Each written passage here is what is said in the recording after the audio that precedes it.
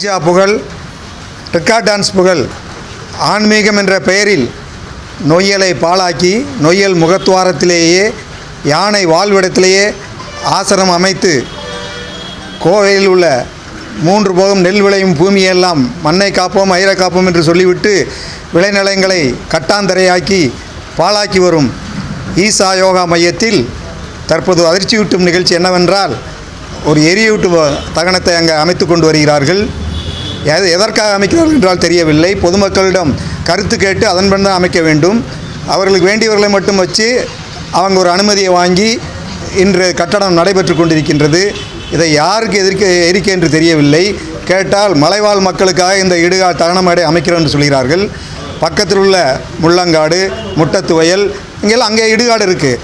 பக்கத்தில் இக்கரை போலவம்பட்டியிலே இடுகாடு இருக்குது. செம்மேரில் எடுத்துகிட்டால் இடுகாடு இருக்குது, சுடுகாடு இருக்குது, மத்துராயபுரத்தில் இருக்குது, தொண்டாமுத்தூரில் இருக்குது. இப்படி எல்லா இடத்துலையும் இருக்கும்போது ஜக்கி வந்து சாமியாருக்கு எதுக்கு அங்கே இடுகாடு வேணும்?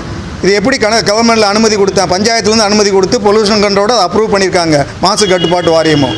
அதை எதிர்த்து தான் இந்த பெரியார் இயக்கங்கள், அம்பேத்கர் இயக்கங்கள்லாம் நாங்கள் இன்றைக்கி ஈசா எதிர்ப்பு கூட்டமைப்பு சார்பாக இந்த புகார் மனுவை மாவட்ட ஆட்சித்தலைவருக்கு கொடுக்க இருக்கிறோம்.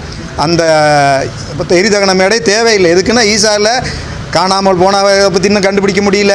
அங்கேயே தற்கொலை நடக்குது, கொலைகள் நடக்குது. அந்த இடத்துல போய் என்ன திருடங்கையில் சாவியான்னு ஏற்கனவே இந்த அமைப்புகள்லாம் நாங்கள் கோயம்புத்தூர் மாநகராட்சியில் எரிதகனத்தை எல்லாம் ஈசாட்டை கொடுக்கூடாது, பிடுங்கன்னு சொல்லிக்கிட்டு இருக்கோம். திருடங்கையில் சாவியாங்கும்.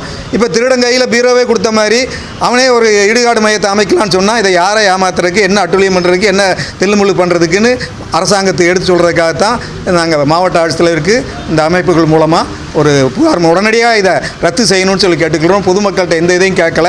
அதனால் அந்த சமூக சுற்றுச்சூழல் ஆர்வலர்கள்லாம் சேர்ந்து இந்த எதிர்ப்பு மனுவை மாவட்ட ஆட்சித்தலைவர்களுக்கும் அரசு அதிகாரிகளுக்கெல்லாம் கொடுக்கறதுக்கு தயாராக இருக்கும்.